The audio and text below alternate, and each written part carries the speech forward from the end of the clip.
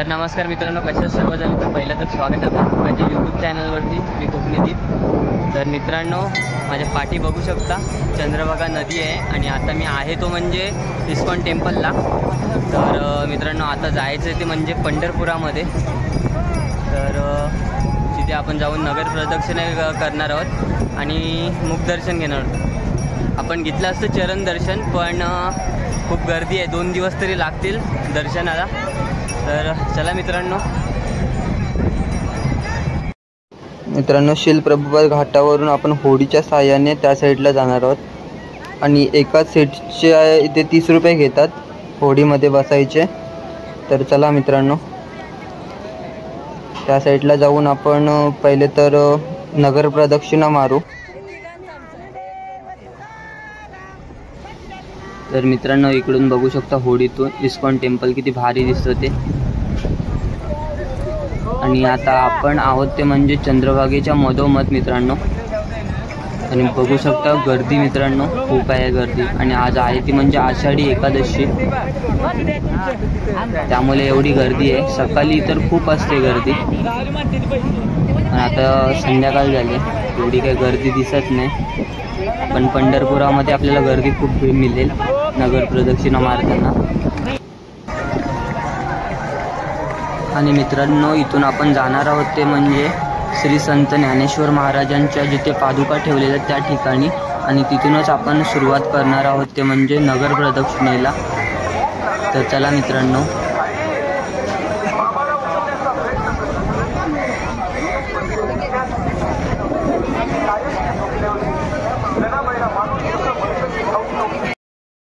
तर मित्रांनो, इकडे बघू शकता श्री संत ज्ञानेश्वर महाराजांची पालखी आहे आणि इथे मंदिरसुद्धा आहे. तर आपण दर्शन घेऊया पहिले तर, आणि नंतर आतमध्ये जाऊ दर्शनाला संत ज्ञानेश्वर महाराजांच्या.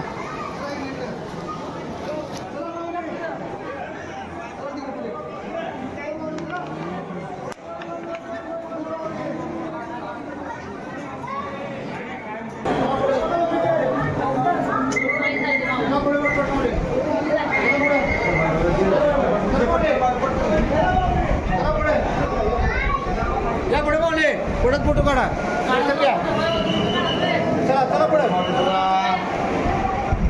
संत श्रेष्ठ ज्ञानेश्वर महाराजांचं आता दर्शन झालं.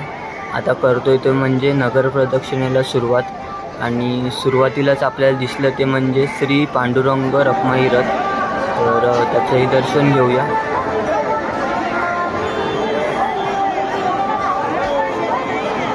बघू शकता मित्रांनो, खूप गर्दी आहे.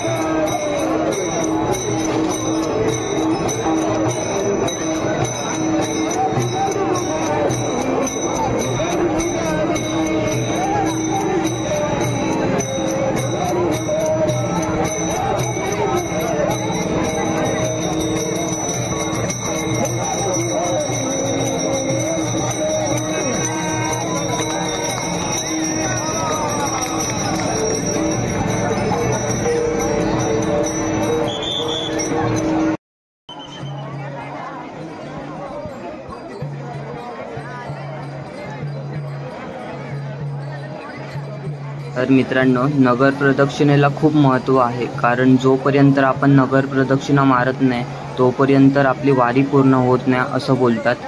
आणि मित्रांनो, समोर बघू शकता श्री संत नामदेव महाद्वार म्हणजे विठ्ठल रुक्मिणी मंदिर.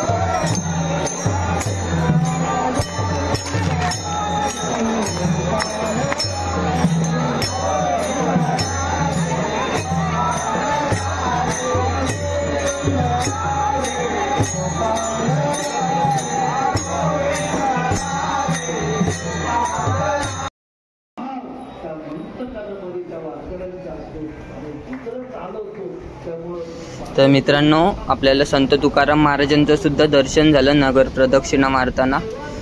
तर तुम्ही दर्शन घ्या संत तुकाराम महाराजांच्या पालखीचं.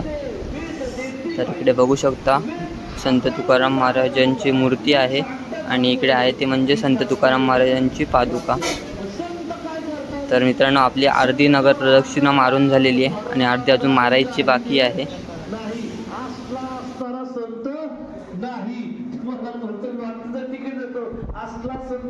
संत एकच करतात उजळे भाग्य आता अवघी चिंता वारली संत दर्शनी लाभो तत्वलाभ जोडला. देवाचं दर्शन करत तर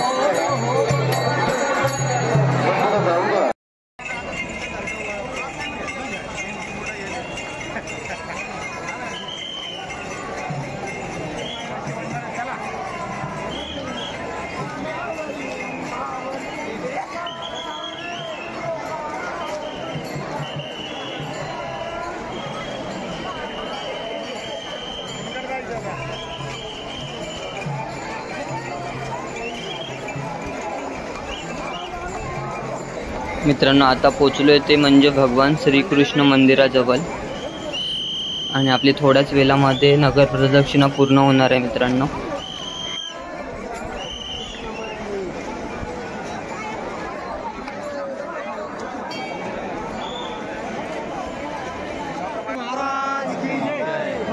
तर मित्रांनो, आपली नगर प्रदक्षिणा पूर्ण झाली आणि आता आपण जाणार आहोत ते म्हणजे मुखदर्शनाला.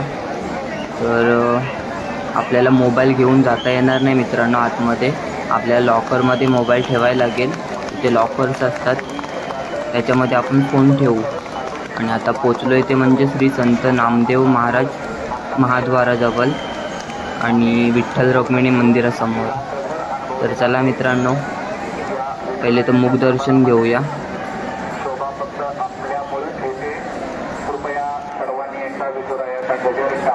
स्वरूपात करायचं आहे आणि टाळी अशी वाजली पाहिजे,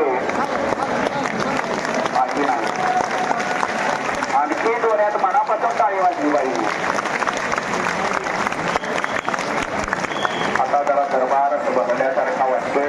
कृपया विनंती आहे आपल्या पायाला गती द्यायची, चालत राहायचे, जेणेकरून पाठीमागे असलेले वारकरी बांधव भाविक संत हे देखील या दरबारामध्ये येऊ शकतात.